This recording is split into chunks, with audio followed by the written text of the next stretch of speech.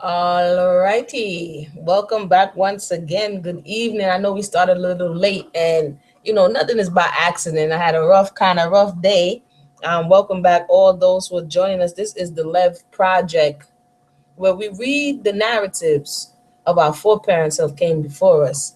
I had an interesting comment. I had some interesting feedback on social media, and I want to say everybody who's in their own space doing this type of thing where you're reading and gaining your understanding, I would say it's a beautiful thing. And so I saw some feedback here that I wanted to share that I thought was, again, something that's noteworthy. Let me see if I can find it here while I'm giving everybody. Today's a very short chapter, so no worries. It's a short chapter, so we're not going to stay long because I know it's 10 o'clock. And so I'm going to give everybody a little bit of time to come on. Someone wrote and said, Elder Say says, thanks, sis, for the share. I rather hear this, meaning the slave narratives, than something about Rihanna or Beyonce. I'm currently reading the classic slave narratives that contains 4 books in one, including the one you mentioned.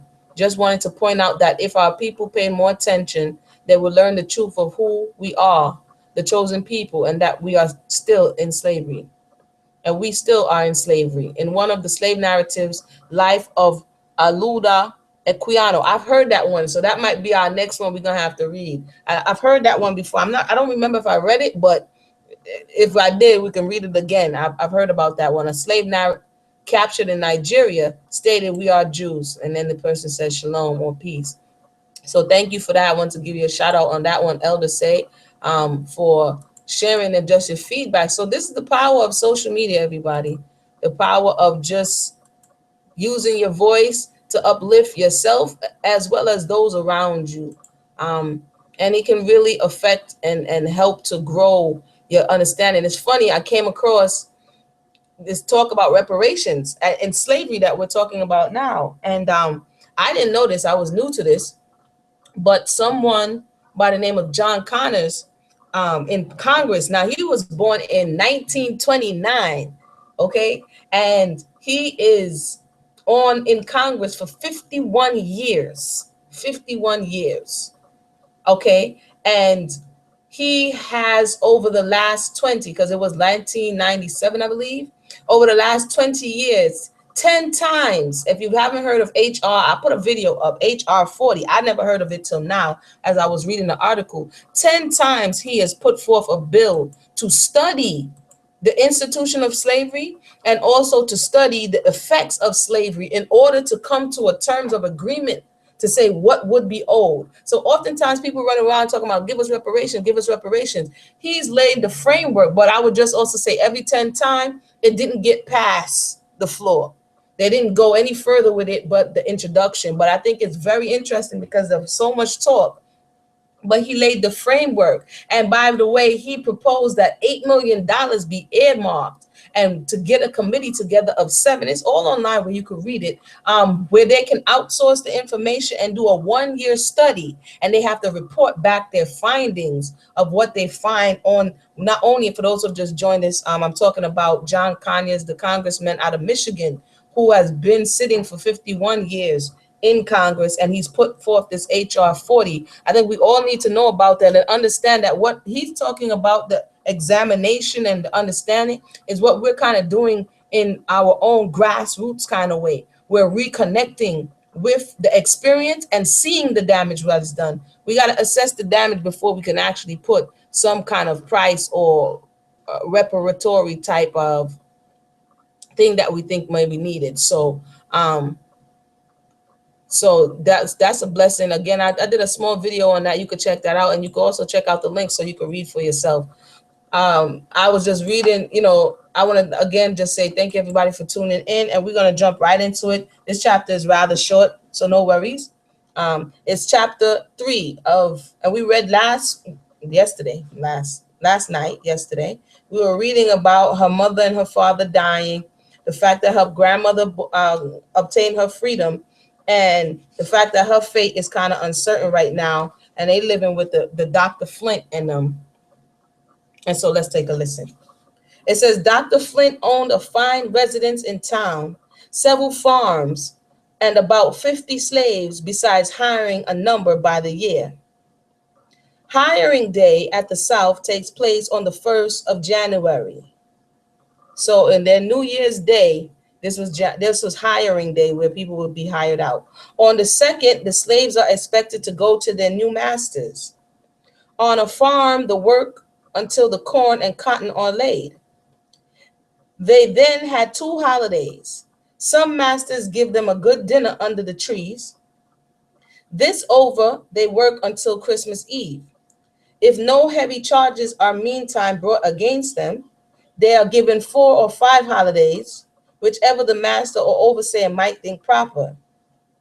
Then some New Year's Eve, and they gather together with their little alls, or more properly speaking, their little nothings, and wait anxiously for the dawning of the day. At the appointed hour, the grounds are thronged with men, women, and children waiting like criminals to hear the doom pronounced. The slave is sure to know who is the most humane or cruel master within 40 miles of him. So they start talking. You don't want to go to Mr. Jim. You don't want to go down here. Oh, you want to go over here. So, she's saying it's a time, it's not a time that you look forward to.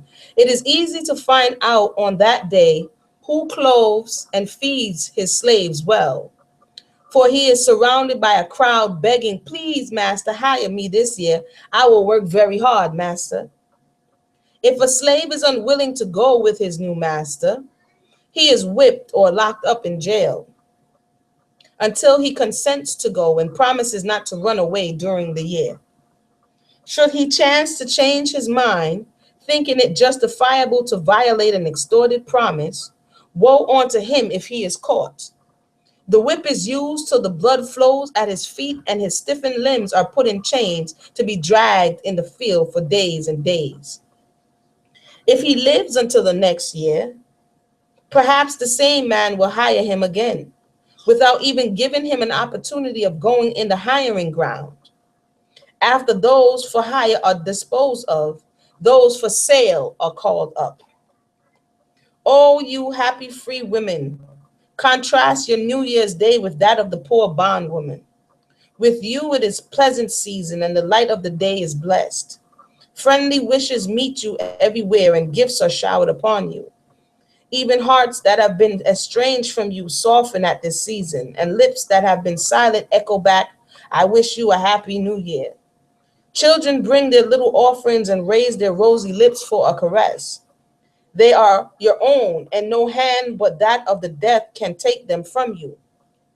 But to the slave mother, New Year's Day comes laden with a peculiar sorrow. She sits on her cold cabin floor watching the children who may all be torn from her the next morning. And often does she wish that she and they might die before the day dawns.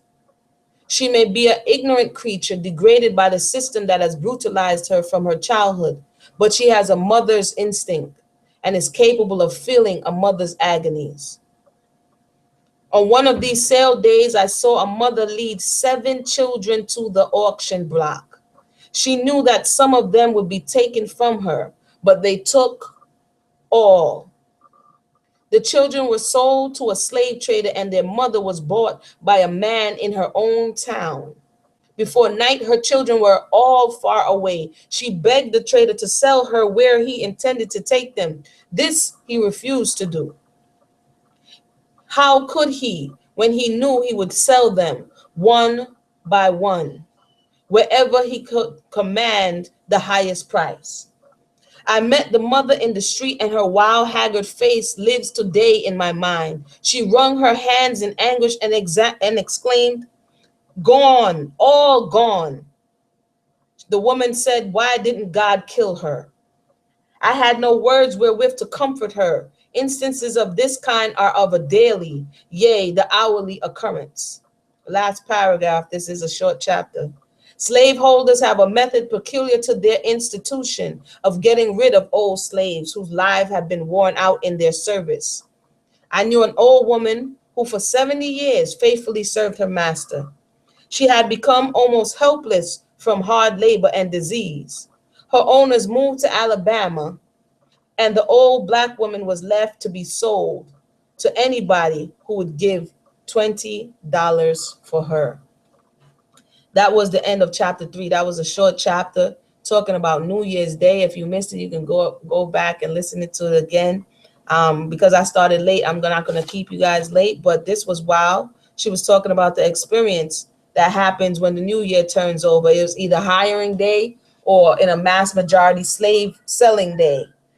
I know some people say it was the day after Thanksgiving, Black Friday, but so far what I've seen in these narratives that they said it was actually New Year's Day that this occurred, and it was a very emotional time, not one that they looked forward to. So definitely, this is important. Like I said, the committee that the elder proposed to Congress was to look over the ramifications of the institution of slavery, the damage that it done mental, physically, emotionally, economically, and to see and come together to find out what is an interesting or fair and reasonable assessment and reparation. So this is that's the conversation that's in the air tonight about reparations. If you check out the article I just put up about reparations, you'll see some links in there, and then you could just definitely click on it and get yourself abreast in what I'm talking about. But until the meantime, understand that we're doing the work, and it's for our own spiritual redemption and our own emotional elevation. So